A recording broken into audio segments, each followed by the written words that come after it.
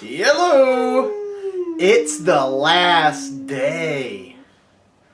I'm sad. I'm a little sad too. What happens now? Yeah.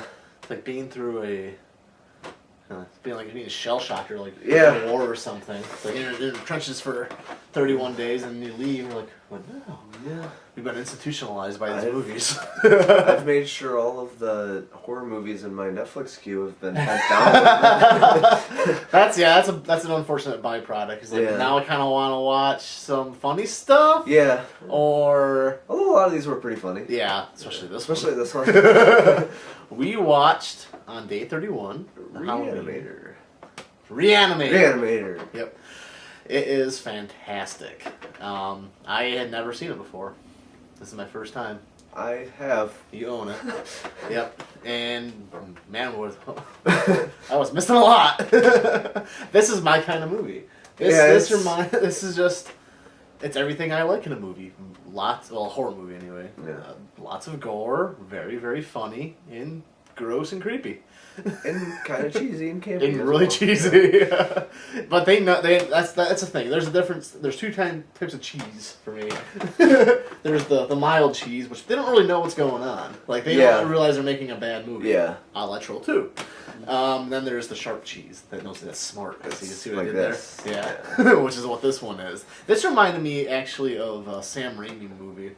Yeah. Halloween. It has the same kind of, I don't know, pedigree. But yeah, I know there's a sequel. There's two sequels. There's Bride of the Re-Animator and Beyond Re-Animator. I heard of Beyond Re-Animator. I did not know about they're Bride both of in my queue. I actually I debated bumping those to the top because I've never seen either of those. Just because this was the end up, but I was just like, I'll get to them eventually. There's not a lot not to like really. It's definitely not. Like we said, it's not a serious horror movie. Yeah. I'm going expecting, The Shining to be scared or anything, yeah.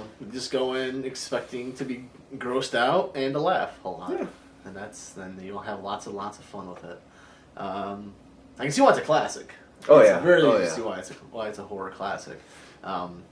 Special effects are actually pretty outstanding for this type of movie. they do a lot of really kind of smart camera work. With, like the head and stuff, just having it, someone holding it, and it just the body being off screen, his head just through a dummy body, so it looks like it's holding. Yeah, it's like a lot of really just kind of smart. Probably doesn't cost a lot, but is really really effective. Yeah. A lot of like the small effects. When I was watching it, I was trying to think, like, how did they do that? Like when they inject the serum in their skulls, because they push on it and the stuff is leaving. But it's not. The liquid's going somewhere. Yeah.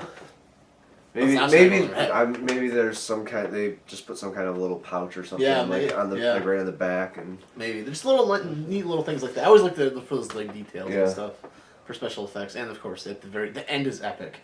Like when we're trying to, we always look for our favorite scenes when we're watching these movies, and for me it's like the whole last 10 minutes of the movie. Things just shit hits the fan, and it's awesome. I particularly like the intestine grabbing, the intestinal chokehold. Also, another thing I didn't realize I can't remember the guy's name, but he's one of my favorite character actors. The guy from The Frighteners. Yeah, he's the main, special agent in The Frighteners. Yeah, he's wonderful. He's the main character as the mad scientist in this movie. I can't think of his name now either, but yeah. Weston, his last name. West. Was it West? I think it's just West. Maybe it's just West. Yeah. Whatever. So that's my favorite scene. What's your favorite scene? Hands down, which I mentioned 2 days ago when we did it, that I already knew what mine was, and it still held up this time, is the cat scene. It's pretty fun. When he had just reanimated the dead cat, and in the basement, they're both freaking out. Yeah, it's like on his back. But it's kind of that. They don't really. You're wondering, are they going to show it again? Because it looked pretty cheap. Like when it's on the back, it's obviously fake.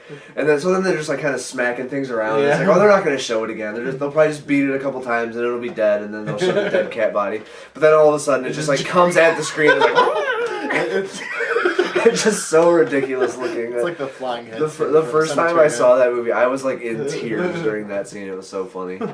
I think that's just a natural fear. I think is like a deranged cat in your basement and you can't get it out because cats, they're evil and stubborn, which they make note of in this past week's Community. Oh yes, that's true. Which, if you haven't watched, is a very good Halloween episode. As a side note. Yeah, but it's just a fantastic movie. It's really funny, really well done, and the perfect thing to end on. Really, it is for 31 Days of Horror. And I think we're gonna do a special video. Maybe you don't know about it yet. I don't. Surprise! Recapping the last month. You know, our favorite movies, our favorite new movies, the ones that were new to us. Favorite moments, all that fun stuff. Worst movies. I have a vote. Yeah. Yep. But so look forward to that. That'll be coming up in either tomorrow or the next day, whatever. Maybe it'll be an article form. I don't know yet. I just know we're gonna do a little recap and be on the lookout for it on GameJournal.tv. But until then, happy Halloween, and go watch the Re-Animator. You will not be disappointed at all. Random thumbs to you.